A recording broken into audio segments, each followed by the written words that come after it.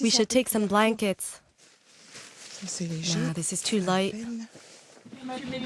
Wednesday morning and Françoise Lavoisier is getting ready to deliver clothes, blankets and other supplies to a refugee camp in her town of Grande-Synthe, a suburb of Dunkirk.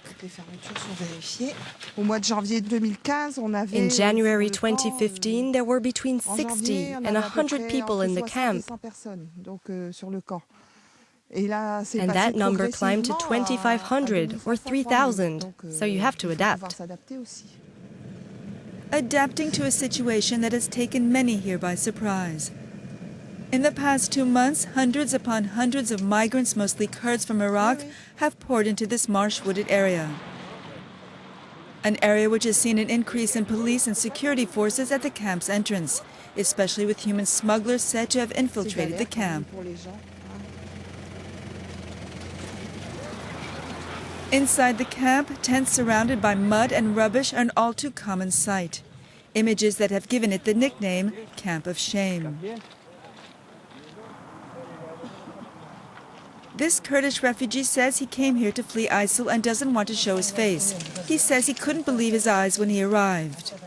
You cannot imagine in Europe and the 21st century, in Europe, place like that. You cannot see the place like that in the whole world. It's thanks to the volunteers and NGOs who sounded the alarm on the squalid conditions here that some help has arrived.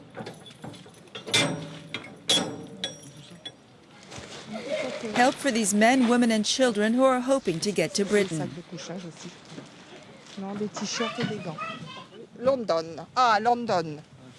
From handing out clothes to food and hygiene products, these volunteers say they tried to bring some form of dignity to those in the camp.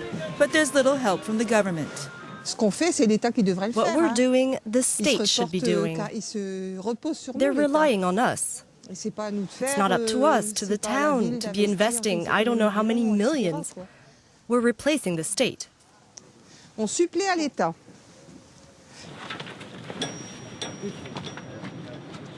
But the French are not the only volunteers here. These men are with Aid Box Convoy, which brings in supplies from the UK. This is stuff that we've had to smuggle on site. This is stuff the police will not allow us to have on site. So we've smuggled it on, we've hidden it, and now we're going to get it up to the top.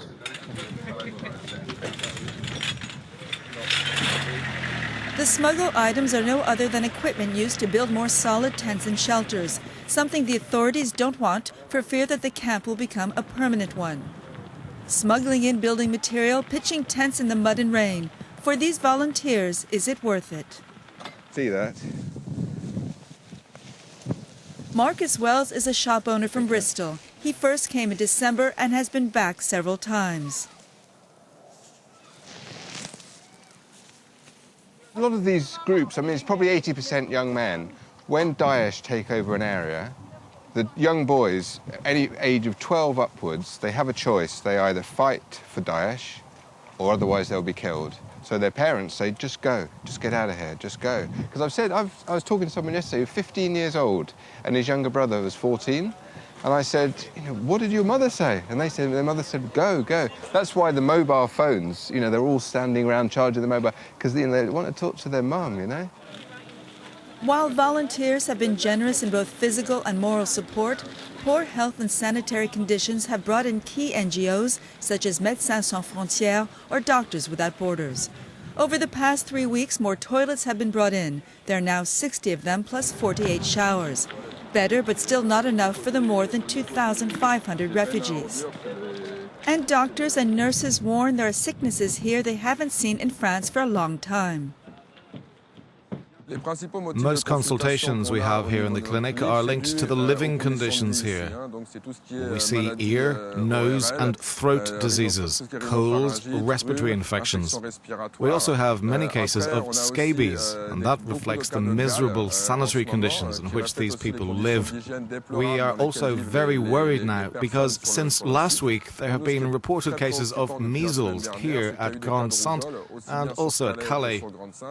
So we'll have to launch a vaccination campaign since it's a very contagious disease which can be deadly in certain cases. But a solution to these dire conditions is underway. Here, not far from the current camp, a new one is being built. Some 500 heated tents, electricity, showers and sanitary facilities, as well as kitchen and living areas will welcome the refugees. And especially the new camp will be dry.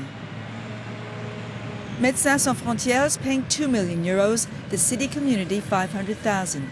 For now, there's little funding from the state or from Europe.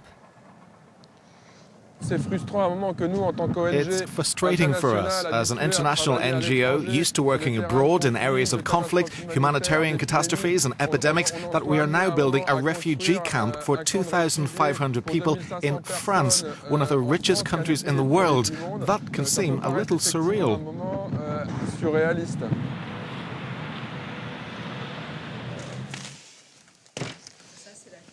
Damien Karam is the mayor of Grande-Synthe. Here he shows us the map of the camp's new site.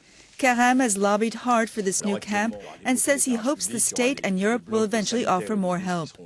He also says he doesn't want to repeat the same mistakes as Calais, where refugees and migrants were moved under force and camps bulldozed. Moving into the new camp will be done without any police. I don't want to put these people into police vans to take them there, because this is not a police operation. And we have to help them understand, we the NGOs, the volunteers, that they will have to move because the living conditions will be better there. And plus, I can't have two camps in my city. We won't have a choice when the time comes to move, but then after, I will order the dismantling of the first camp and evict anyone still there. I don't think we'll reach that point. I think we'll succeed in convincing them that it's in their own interest, in the best interests for everyone, to move. Moving to the new camp. For many refugees, they're worried. Havre has been here for 2 months. He's tried 17 times to get to the UK by hiding in trucks at night heading for Britain. He's heard certain rumors that make him scared. The new camp will have more police, more cameras, and less freedom. From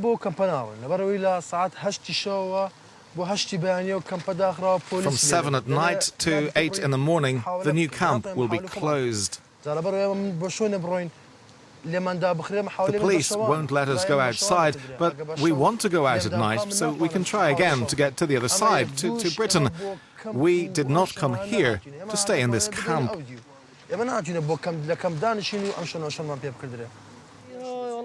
Getting to the other side, here one of Havre's friends announces the good news. Someone made it, a glimmer of hope for those still here, a potential headache for others. Where is he? It's in London now. Last night he was with me. It's down here.